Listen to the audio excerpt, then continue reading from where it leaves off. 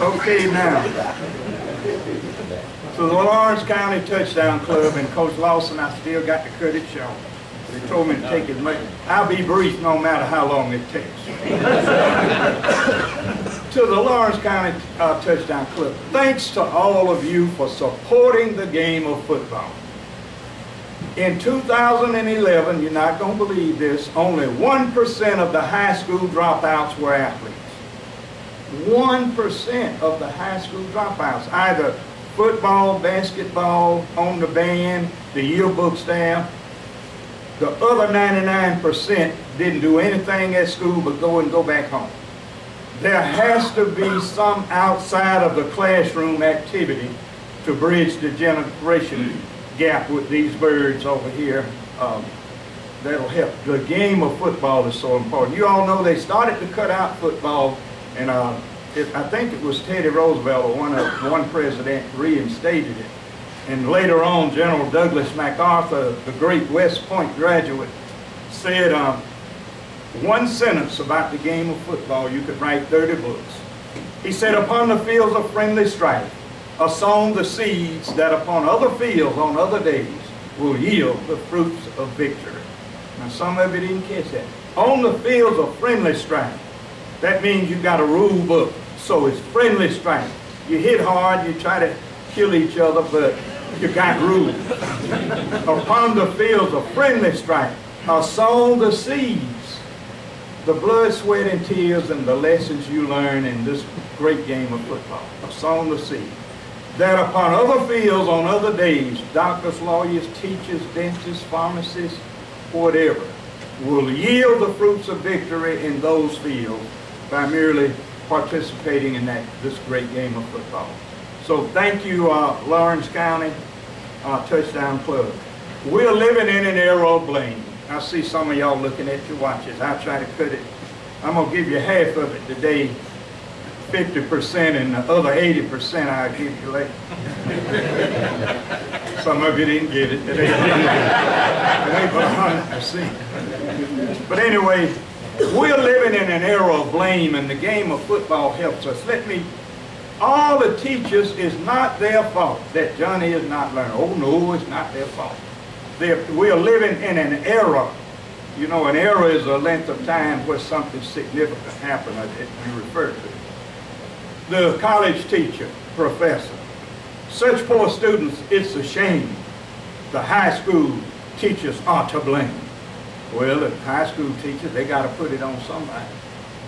Such poor students, I should be spared. The junior high teachers send them so unprepared. Well, the junior high teachers, they not to blame. They'll say, perfect cover for the dunce stool. You know the dunce, we used to put the dunce in the corner on y'all young guys on the, they put the dunce and had a cap for the dunce, and they put him on the corner in a stool. Perfect cover for the dunce stool. Why was that child ever even sent to school? Well, now the elementary teacher has to say something. The elementary teacher says, oh my golly gee, what type of person must the mother be? Well, the mother got to get it off of her. My little Johnny, he's not to blame. His daddy's folks are all the same. He ended up putting it on the profile. But we are living in an era of blame on why Johnny can't learn. Now, I want to congratulate all the players. You all are successful. You say, well, we didn't win the state championship. You don't have to. You are successful, guys, because, and any cheerleaders that are here, you're successful because you get to participate in the greatest game ever, the game of football. So you're successful. Coaches, congratulations. We're in a hazardous profession. We're in the only profession in the world where the success of A is equal to the failure of B. And that's true. And we put sometimes too much emphasis on just winning. When a famous lawyer loses a client to the electric chair or the gas chamber, he doesn't consider it failure. He simply says that the client was guilty anyway. We had a big-time lawyer lost a client the other day to the electric chair. And the client said, what to do now? He said, when you go in there, don't sit down. Well, he wasn't going to sit in the lecture. When a famous surgeon has a patient to expire, Coach Lawson, that means dying. On the operating table, he does not consider it failure. He simply says the therapy needed to treat the disease had not been invented and that the patient was going to die anyway. The coaching profession is the only profession in the world where the success of A is equal to the failure of B. Congratulations to all of our coaches, because you're just doing a tremendous job. I had a lifetime contract at South Carolina State in big print. Lifetime contract, but the small print, they could declare me legally dead at any time. Well, that was my lifetime. Well,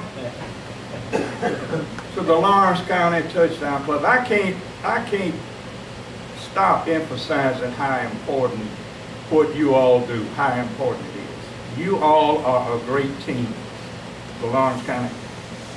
You're a great team, you work. Putting this banquet together, I know the ladies do all the work, but finding speakers, contacting the athletes, identifying them, you all are a great team. But each of you has to be a good team member. Now I saw Coach Ivy looking, he think I broke a verb. I said each of you has to be. You would think each of you have to be, but each is the subject. Each is single, so I gotta say each of you has to be. Y'all got that point?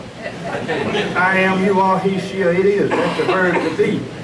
So each of you has to be, or each of you have to be. Which one?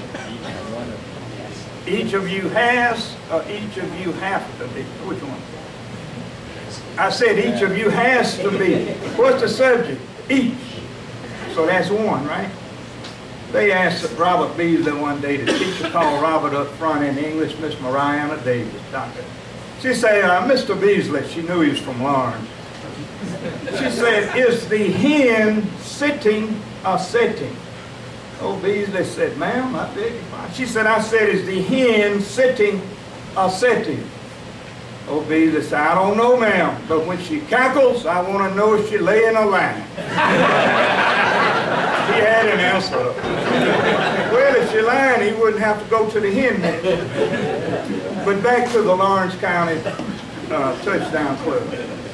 Each of you has to be a good team member. You do your part to support these athletes. Here's something about teamwork in athletics that's applicable. You can say applicable or you can say applicable, whichever one. If you can read the word, you can say either one. Here's something about teamwork. You can pitch a no-hit game, but it's just another loss if the errors of your teammates put opponents' runs across. You might be a brilliant runner, pass and kick with easy grace, but you miss the winning touchdown if just one teammate is out of place. So in the sporting world of business, at the Lawrence County Touchdown Club or a mill, nothing can produce a winner like a little teamwork will. You all stay together as a team and you're going to be great. Now I got about 4 more minutes if y'all can stand it. To the parents here today, and all of you that have children or grandchildren, let me say something to you about the game of football. Number one, the game of football teaches that success has no zip code. Remember that. Success has no zip code. It doesn't matter from which side of the track you were raised or born. You can be successful. It doesn't matter. We were so poor over in Union, we had to put Kool-Aid on layaway. It didn't cost but a nickel. We'd go to weddings. Mama would send us, say they're having a wedding around there at the big church. We'd go sweep up the rice. So we'd have rice for dinner. I'm getting to the point that success has no zip code, and remember that.